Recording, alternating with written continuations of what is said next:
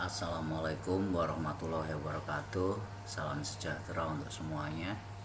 Adil Katalino Bacuramin Kasaruga Bahasa Ingat Kajubata. Bertemu lagi dengan saya Galuh Baywardi. Dan kali ini kita berada pada pertemuan untuk mata kuliah Antropologi Kesenian. Nah, kali ini kita akan membahas tentang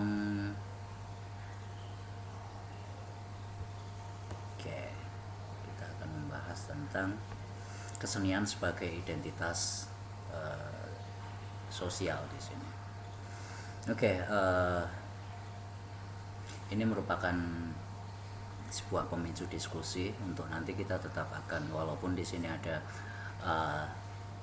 videonya, namun demikian nanti akan kita upayakan Google Meet-nya sehingga kita bisa diskusikan apa yang saya sampaikan dari video ini, yang mungkin tidak akan terlalu banyak tapi hanya sekedar pembuka wacana untuk diskusi. Oke, kita lihat berikutnya mengenai apa itu. Jadi sebelum kita membahas mengenai kesenian sebagai identitas sosial di sini, atau seni sebagai identitas sosial di sini, sebelum kita membahasnya kita harus mengenal dulu, atau kita membahas mengenai teori atau istilahnya pendapat atau kajian yang pertama kali menyebutkan apa sih itu identitas sosial. Dan ini memang cukup lama. Kemarin saya coba untuk cari referensi-referensi yang langsung menuju pada antropologi keseniannya atau identitas sosial, dalam arti kaitannya bahwa salah satu unsur kebudayaan yaitu kesenian itu merupakan sebuah identitas sosial. Lalu kemudian saya lacak berikutnya, ternyata tidak bisa langsung saya temukan, tapi saya menemukannya dulu dalam pendapat para ahli di bidang psikologi sosial. Ternyata memang benar bahwa di sini apa sih yang dimaksudkan identitas sosial? Identitas sosial di sini disebutkan bahwa merupakan bagian dari konsep diri. Konsep diri kita sering juga menyebutkan sebagai sering kita katakan sebagai citra diri atau bagaimana kita membayangkan atau memberikan gambaran atau menunjukkan kita mengenai siapa diri kita. Dan ini bisa berkaitan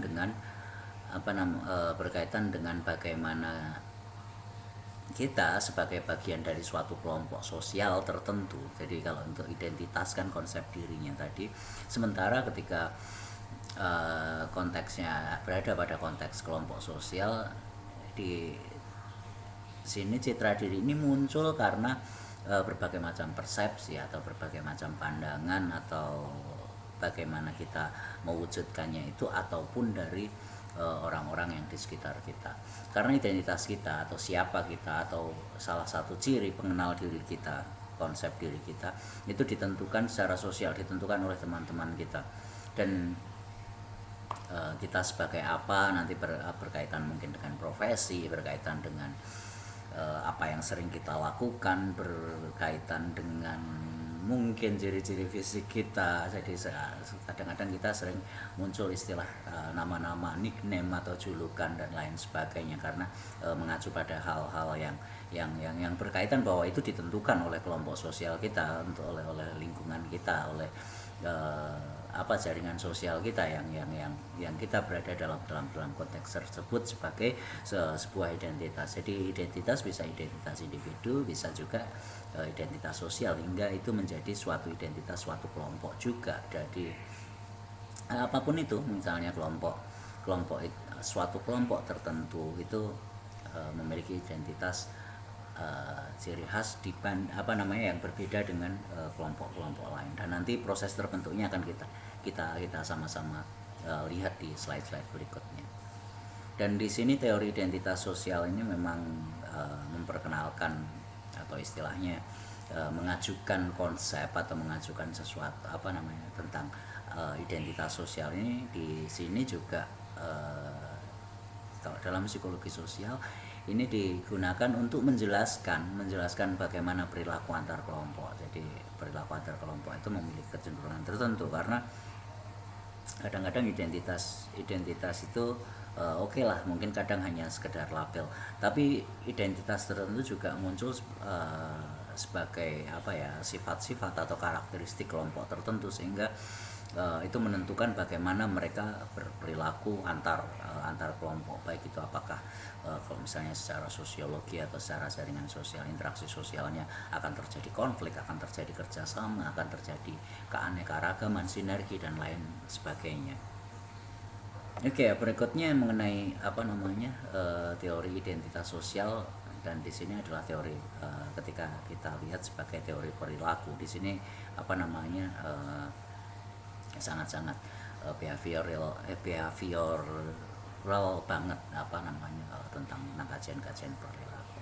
Nah, di sini juga teori identitas sosial digambarkan sebagai suatu teori yang digunakan untuk memprediksi perilaku antar kelompok tertentu berdasarkan perbedaan status kelompoknya, dan sebagai legitimasi juga, legitimasi atau mensahkan atau label ini sah, atau label ini memang label tertentu untuk sebuah kelompok. Mungkin saya belum akan menjelaskan contohnya, karena nanti kita contohnya akan coba kita temukan dalam diskusi kita dalam Google Meet nanti. Dan ini merupakan juga suatu cara untuk stabilitas persepsi akibat perbedaan ini. Jadi perbedaan ini memang digunakan untuk memang membedakan, untuk menunjukkan atau saling menunjukkan karakter, lalu juga menunjukkan kemampuan-kemampuan tertentu, lalu juga menunjukkan di sini ada legitimasi identitas sosial. Di sini ada istilahnya mobilitas antar identitas ini. Nah, identitas ini kadang-kadang kalau kita lihat sebagai stratifikasi sosial, misalnya stratifikasi sosial adalah status yang lebih tinggi dan lebih rendah. Ini misalnya ada seseorang yang dari misalnya yang tadinya tingkat ekonominya rendah misalnya, kemudian dia menjadi orang kaya, lalu kemudian menjadi orang kaya baru, dia menjadi berpindah kelompok atau dikategorikan sebagai kelompok dari seorang yang kelas bawah menjadi kelas menengah, dan ini bisa identitas ini menjadi bisa individual dan bisa kelompok. Jadi di sini digunakan tadi, ada yang digunakan untuk menjelaskan kecenderungan perilaku antar kelompok, dan di sini kemampuan untuk mempersepsikan bahwa ketika berpindah dari satu kelompok ke kelompok lainnya, atau ada peningkatan status atau peningkatan stratifikasi dalam stratifikasi sosial di sini. Nah, nanti kita akan lihat secara antropologinya bagaimana ini kaitannya dengan sisi simboliknya. Kalau ini di sini masih berkaitan dengan perilaku, peran status, hubungan antar kelompok. Oke. Memang teori ini diambilkan dari teori psikologi sosial, teori-teori psikologi sosial, baru kemudian sosiologi, dan ketika ini masuk ke kita bahas dalam ranah simbolis, ranah struktur, ranah konstruksi, ranah ide, nanti kita akan masuk pada sebagai kajian budaya yang kita kaitkan dengan kesenian sebagai unsur budaya. Oke, lalu kemudian ada hal yang berbeda, dan di sini tentang identitas ini memang cukup banyak tadi tentang kecenderungan perilaku, mobilitas dalam stratifikasi sosial.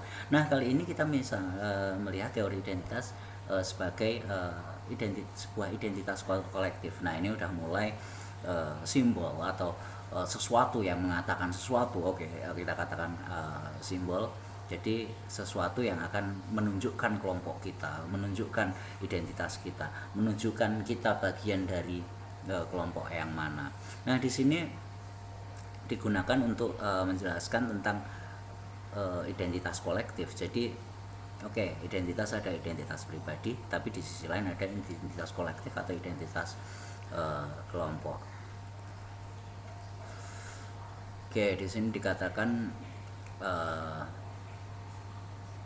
bahwa identitas sosial ini dimaksudkan untuk membuat secara positivistik ini membuat generalisasi kategori sosial di sini. Jadi ada kelompok-kelompok sosial yang mengatakan kelompok ya mungkin kelompok rendah, kelompok menengah, kelompok atas, kelompok marginal, kelompok dalam, kelompok luar, lalu kemudian mayoritas, minoritas, subjek, massa, subordinat dan lain sebagainya. Ini nanti memang banyak yang sebelumnya digunakan untuk membentuk kategori-kategori sosial seperti itu, yang kemudian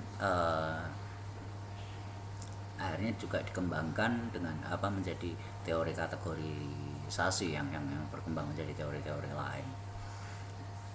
Kemudian untuk dan ini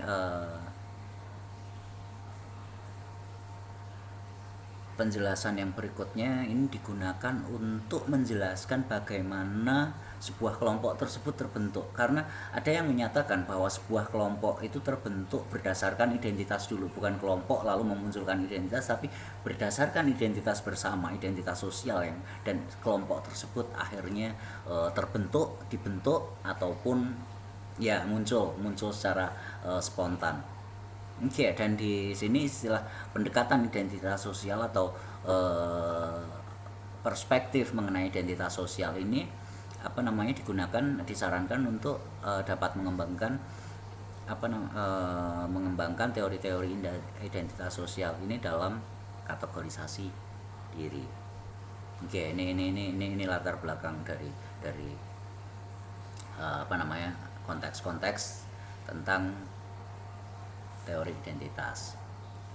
Oke. Berikutnya ini yang mungkin perlu kita dan nanti akan menjadi kita bisa menjelaskan bahwa kemarin ada beberapa kasus yang sempat kita diskusikan, punk, musik dan lain sebagainya yang menjadi identitas. Oke, sekarang kita mulai terbentuknya ataupun pembentukan identitas. Dibentuk ataupun membentuk identitas ini secara umum didasari oleh beberapa hal sebagai berikut. Mungkin masih banyak lagi, tapi paling tidak yang kemarin saya temukan dalam perspektif dari beberapa buku yang sekilas saya baca dan memang langsung saya coba untuk mengumpulkan saripatinya. Ini adalah yang pertama adalah individu, ideologi individu dan subjek. Jadi di sini diyakini bahwa identitas itu munculnya di sini menurut Henry Touchful di sini tentang bagaimana secara sosial ini identitas dibentuk. Ini adalah seseorang individu memiliki ideologi tertentu dan itu menjadi sebuah subjek dari identitas tertentu.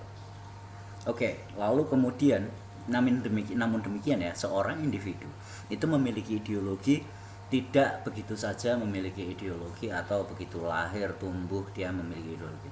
Namun ideologi tersebut selalu ditanamkan, ideologi apapun itu. Dan oke, kita sadari ideologi kita apa, maksudnya secara personal ataupun secara kelompok, kita bisa gunakan itu untuk refleksi. Tapi nanti kaitannya dengan seni. Oke, dan di sini ada ideologi aparatus. Nah, aparatus itu oke lah, sekelompok atau mungkin sering dikatakan agen atau apapun. Jadi seorang yang memiliki dominasi terhadap orang lain, mungkin sekelompok, mungkin individu, dan secara terus menerus aparatus ini, seseorang yang memiliki power atau kuasa untuk menanamkan ideologi ke berbagai macam individu dalam sebuah kelompok. Nah, ini biasanya ya mereka yang memiliki otoritas untuk menentukan sesuatu, menanamkan ideologi, bisa dipaksakan, bisa juga dengan istilahnya kalau hari ini dengan pembentukan karakter yang saya yang versi pedagogis itu, pembentukan karakter itu adalah sebetulnya adalah penanaman ideologi. Nah, penanaman ideologi ini bisa berupa ya dengan sosialisasi, dengan proses-proses tertentu, individu melakukan internalisasi dan lain sebagainya dalam teori-teori sosiologi, dalam teori-teori sosial di sana. Dan ada permainan ada sebuah relasi kuasa atau relasi yang menentukan individu atau suatu kelompok itu untuk akhirnya menanamkan ideologi tersebut. Oke, ideologi itu mungkin tertanam lalu kemudian ya ini bisa berurutan bisa tidak. Seseorang secara sosial ini kemudian dia melakukan kategorisasi diri. Jadi kita ada seseorang atau kita sendiri misalnya, kita ini sebagai apa, kita sebagai kelompok sosial yang mana, kita kelas apa, saya itu siapa, saya itu hidup di mana, lalu siapa yang merupakan bagian dari kita dan kita bagian dari mana. Jadi apakah itu ya kelompoknya apakah secara sosial kita masuk dalam bagian manapun, itu bagaimana kita mengkategorisasikan diri kita berdasarkan proses sosial yang selama ini kita kita jalani dari mulai kita kecil sampai besar dan sampai nanti. Oke, lalu setelah kita menemukan kategori diri, lalu mulailah kita menentukan, oh saya sih orang kelas rendah, saya sih kelas menengah, saya kaum intelektual, atau misalnya saya mahasiswa yang berbeda dengan kelompok masyarakat yang lain. Ada kategori sosial di sini. Saya sebagai apa? Saya sebagai buruh, saya sebagai pengusaha. Kita kategori identitas intelektual muda, eksekutif, kaum eksekutif muda dan lain sebagainya. Itu muncul dalam proses pengkategorisasian diri. Lalu kemudian dalam kita mengkategorisasikan, kita menjadi kelompok apa, kita di bagian mana. Ini tadi kalau kategori ini tidak belum tentu hierarkis ya, belum tentu masalah kelas, tapi saya seniman, saya adalah misalnya orang-orang misalnya saya buruh, saya pedagang. Nah, ini ada salah satu kategorisasi diri berdasarkan mata pencarian, misalnya berdasarkan profesi. Nah, kemudian setelah itu, setelah kita berbeda bisa membedakan diri dengan yang lain, kelompok kita dalam kelompok yang mana, lalu kemudian kita akan membandingkan kelompok itu dengan kelompok sosial yang lain. Nah, ketika saya seorang mahasiswa, ketika saya seorang intelektual, kita berada di kelas mana ya? Kelas bawah, menengah, atau kelas atas? Wah, kalau intelektual muda dan secara ekonomi sangat baik, mungkin dia akan membuat perbandingan sosial dan akan merasa atau akan menempatkan diri dalam ya kelas atas misalnya, bukan kelas menengah. Nah, dan ini terjadi. Nah, selain kategorisasi diri lalu kemudian perbandingan sosial. Nah, perbandingan sosial ini bisa dilakukan oleh baik kita sendiri ataupun dari pihak luar kelompok. Dan itu dalam perbandingan sosial, salah satu dampaknya nanti akhirnya ada yang terakhir adalah diskriminasi. Identitas muncul karena bisa jadi karena diskriminasi, karena dibedakan dengan orang lain. Karena diskriminasi ini mungkin memang relatif negatif pengertiannya. Namun demikian ya, negatif atau positif, tapi di sini adalah membedakan satu dengan yang lainnya. Nah, diskriminasi akan menjadi sangat-sangat negatif ketika satu dibedakan secara kelompok, lalu kemudian dibedakan dalam perlakuannya, ditempatkannya. hak dan kewajibannya dan lain sebagainya seperti eh, jika pada zaman kolonialisme mana itu pribumi, mana itu pemerintah kolonialisme, mana itu. Nah, di sini ada diskriminasi orang kelas sosial tertentu, lalu kemudian mana yang boleh atau bisa dan tidak. Oke, dari proses-proses ini tadi, ini tidak hanya terjadi pada konteks-konteks di sini, mungkin konteks budaya, konteks sosial, konteks ekonomi, politik dan lain sebagainya. Namun di sini akan banyak kaitannya, akan sangat terkait, dan ini akan masuk pada ranah seni juga. Jadi bagaimana sebuah seni? Oke, seni pun juga akhirnya luas, ada seni rupa, musik, teater. Lalu dalam seni juga ada senimannya, ada maestronya, ada pencipta seninya, ada penikmat seninya. Ketika kita lihat pada penikmat seninya, itu mungkin akan terjadi bahwa penikmat seni itu memiliki ideologi tertentu sehingga dia memiliki kecenderungan memilih, mengidentifikasi diri itu sebagai konsumen musik yang mana, musik kelas rendah, kelas tinggi, musik anti kemapanan, musik yang adiluhung, atau seni yang istilahnya dengan peradaban tinggi dan lain sebagainya. Lalu kemudian siapa dia yang bisa menentukan seni sebagai identitas tertentu, aparatus misalnya, orang yang berkuasa. Kalau orang yang misalnya ini orang yang nggak tahu musik klasik, berarti itu kelasnya dia oleh aparatus tentu saja akan didiskriminasikan. Ini sih kelas rendah, itu budaya kelas tinggi, kelas rendah, itu budaya di luaran, mereka tidak beradab, mereka kurang tahu sopan santun, orang yang kurang apa ya istilahnya, kurang adab dan lain sebagainya. Lalu kemudian membanding-bandingkan dan lain sebagainya. Dan di sini akhirnya misalnya ini sebagai salah satu contoh, para konsumen seni dalam bidang apa aja ini dapat mewujud sebagai suatu identitas tertentu, baik itu dalam kelompok masyarakat hari ini.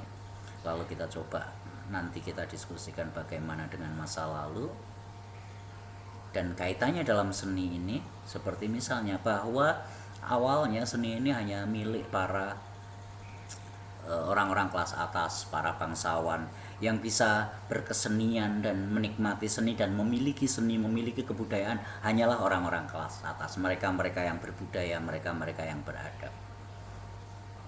Namun demikian, akhirnya banyak juga hari ini ketika itu seni yang merupakan perlawanan, seni anti mainstream, yang kalau pada masa-masa mungkin sempat Anda bahas, diskusikan kemarin di sebelum UTS kemarin, mungkin ada istilah avant-garde atau garda depan, yang akhirnya membentuk membentuk aliran yang hari ini meluas sebagai aliran postmodernisme misalnya. Itu yang merupakan bahwa